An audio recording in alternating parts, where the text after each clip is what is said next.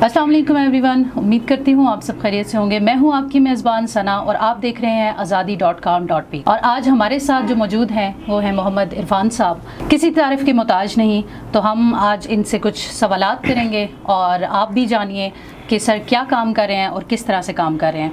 तो चलें आए आगाज़ करते हैं। सर अस्सलाम वालेकुम। वालेकुम सलाम व रहमतुल्लाहि व बरकातुहू। जी बहुत बहुत शुक्रिया आपका। जी तो सर, जैसा कि सब जानते हैं आप पिछले 25 साल से बच्चों की एजुकेशन के लिए काम कर रहे हैं। जी। तो सर मुझे बताइए कि आप डिसेबल बच्चों को, वैसे तो हम डिसेबल कहते हैं लेकिन आप नहीं कहते, हमने आपके मुंह से कभी इन बच्चों को डिसेबल नहीं सुना। आप मुझे बताइए कि आप इन बच्चों को किस तरह से ठीक करते हैं, इन पे किस तरह से काम करते हैं। जी, सबसे पहले तो बहुत बहुत शुक्रिया आपके प्रोग्राम का, और आपने क्वेश्चन जो पूछा बड़ा ज़बरदस्त है। तो मैं बच्चों को कैसे ठीक करता हूँ, मेरे पास जब भी कोई बच्चा आता है तो मैं उस बच्चे को देखता हूँ, मैं उसको सूंघता हूँ, मैं उसको महसूस करता हूँ और मैं उसके अंदर चला जाता हूँ। क्योंकि मेरे बचपन में बड़ी महरूमियाँ थी और उन महरूमियों ने मेरे अंदर का उस बच्चे को ना, वो कभी मरा ही नहीं, वो हमेशा ज़िंदा रहा। तो मैं अपनी 5 हिस्सों के साथ मैं बच्चे के अंदर जाता हूँ और अंदर जाके मैं उसकी दुनिया को देखता हूँ और उसकी दुनिया को, उसको जानने के बाद फिर मैं उसके लिए एक इंडिविजुअल एजुकेशनल प्लान बनाता हूँ। और बेसिकली जो मेरा कंसेप्ट है वो हम 4 इंसानी ज़ानतों पे काम करते हैं, यानी बच्चों की ज़हनी ज़ानत, जज्बाती ज़ानत, जिस्मानी ज़ानत और रूहानी ज़ानत। प्रॉब्लम भी यहाँ पर होता है, स्किल्स भी यहाँ पर होती हैं, एबिलिटी भी यहाँ पर होती है, हर चीज़ जो होती है वो यहाँ पर होती है।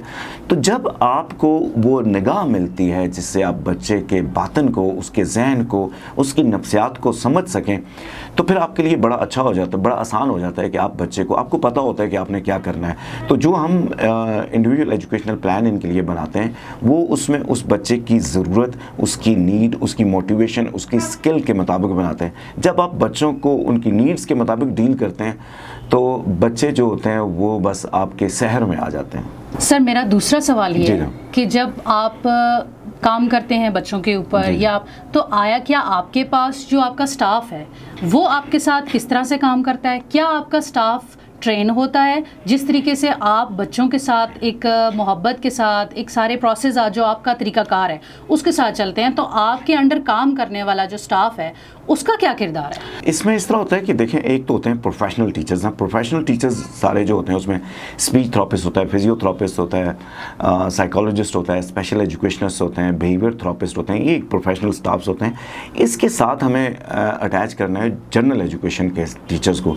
जो जनरल एजुकेशन के टीचर्स होते हैं उनको मैं ट्रेन करता हूँ। और मैं टीचर्स को कैसे ट्रेन करता हूँ कि मैं टीचर्स को, यानी पहली नज़र में, पहली उस मीटिंग में ही अल्लाह पाक ने कमाल दिया हुआ है कि टीचर्स के माइंड को और उनकी पर्सनालिटी को मैं पढ़ लेता हूँ कि ये जो टीचर है इसका कैलिबर क्या है, ये किस लेवल, इसके अंदर क्या स्ट्रेंथ्स हैं। तो जब आप टीचर को जान लेते हैं तो बेसिकली जो हम टीचर्स को जब ट्रेन करते हैं तो उसकी ट्रेनिंग में सबसे बड़ी चीज़ जो उसमें डाली जाती है वो है अनकंडीशनल लव फॉर चिल्ड्रन।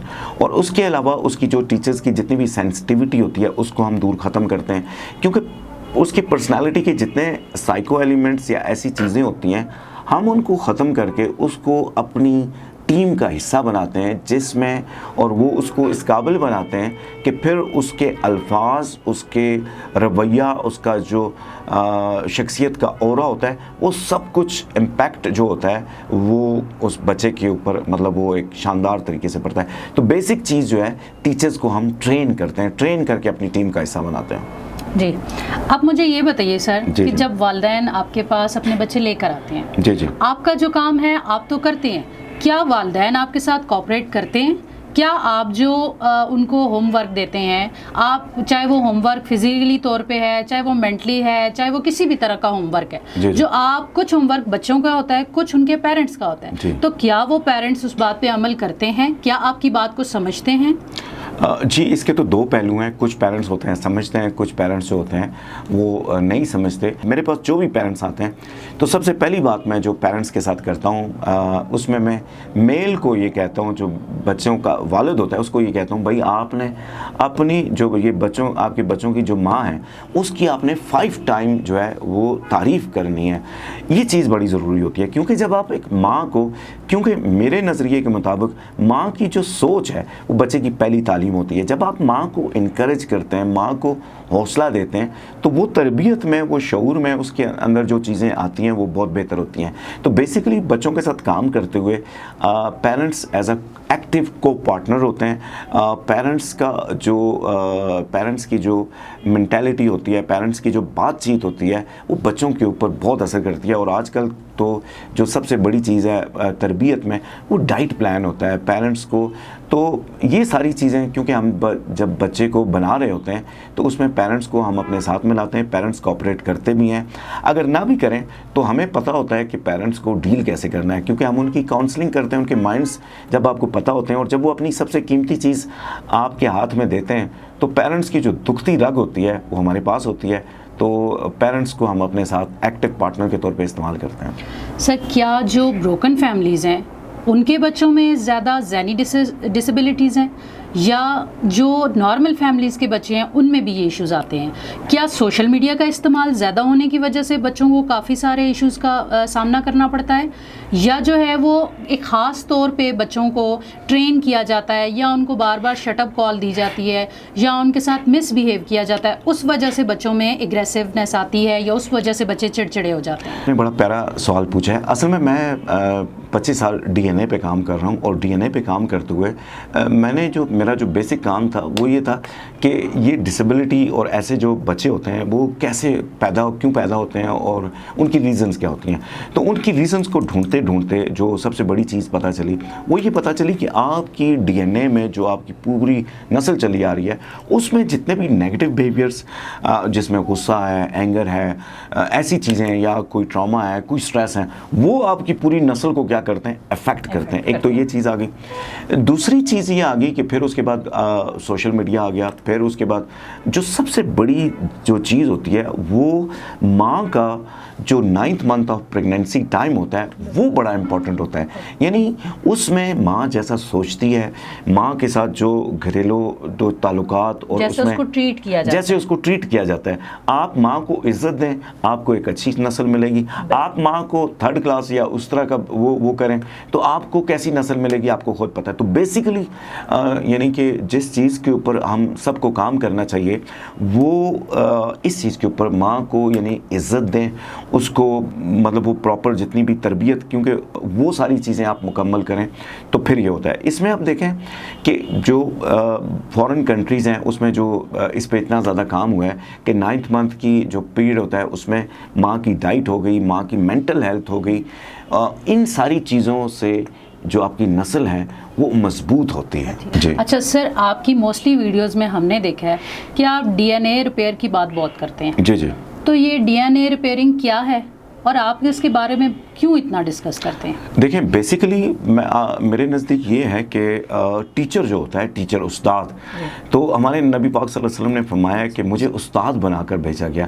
تو اس کائنات کی اگر کوئی سب سے بڑی ہستی ہے تو ہمارے نبی آقا کریم ہے, اور اس کے بعد ان کا جو پروفیشن ہے نبی پاک صلی اللہ علیہ وسلم. تو میرا اس طرح ہوا کہ میرے ساتھ اپنی پرسنالٹی میں بہت سارے پرابلمس تھے, اور وہ پرابلمس ایسے تھے کہ جنہوں نے مجھے دبا دیا تھا, جنہوں نے میرے اوپر یعنی وہ ایسی چیزیں تھیں. تو پھر مجھے ایک استاد ملے, استاد باکمال ملے, سید بشارت حسین شاہ صاحب. تو انہوں نے میرے پورے ڈی این اے کو ریپیئر کیا. یعنی میں پہلے بات نہیں کر سکتا تھا, میرے اندر اتنا خفگان اور یہ ساری چیزیں. تو ان سے میں نے کنسیپٹ مجھے پتا چلا کہ یہ چیز کیا ہے. تو ڈی این اے ریپیئرنگ دراصل ایک خاص قسم کی برین فریکوینسی ہوتی ہے, اور یہ اس فریکوینسی کو کہتے ہیں, یہ 578 ہرٹز کی برین فریکوینسی ہے جس کو موجزاتی فریکوینسی کہتے ہیں. اب یہ جو فریکوینسی ہوتی ہے اس کے ساتھ جب آپ یعنی اب میں D N A of learning کی بات کر رہا ہوں.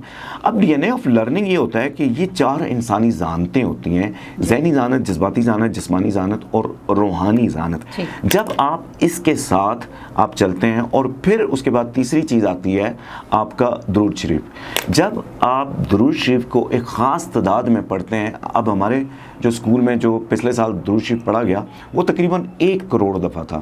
تو درود شریف کے اندر ایک ایسی طاقت ہے کہ وہ ہر ڈس آرڈرز کو آرڈر میں لے آتا ہے. تو بیسیکلی جو ہمارا جو یہ جو ڈی این اے ریپیئرنگ ہے، یہ جو چیز ہے یہ وہ باطن کی طہارت اور وہ باطن کا نور ہے.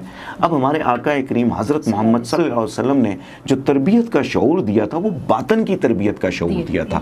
تو یہ ایک قسم کی خاص قسم کی فریکوینسی ہے. جب تک آپ کا باطن صاف نہیں ہوگا آپ تربیت نہیں کر سکتے.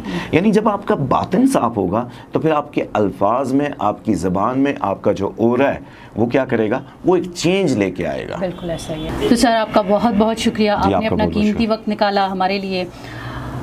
تو جی امید کروں گی کہ آپ کو آج کا پروگرام بہت پسند آیا ہوگا. اگر آپ کو آپ کے بچوں سے ریلیٹڈ کوئی بھی سوال جاننا ہے آپ ہمیں کمنٹ کے ذریعے بتا سکتے ہیں. ہم کوشش کریں گے کہ آپ کے تمام سوالات کا جواب دے سکیں. اپنی دعاؤں میں یاد رکھیے گا. اگلے پروگرام تک مجھے اجازت دیجیے. بہت شکریہ. اللہ حافظ.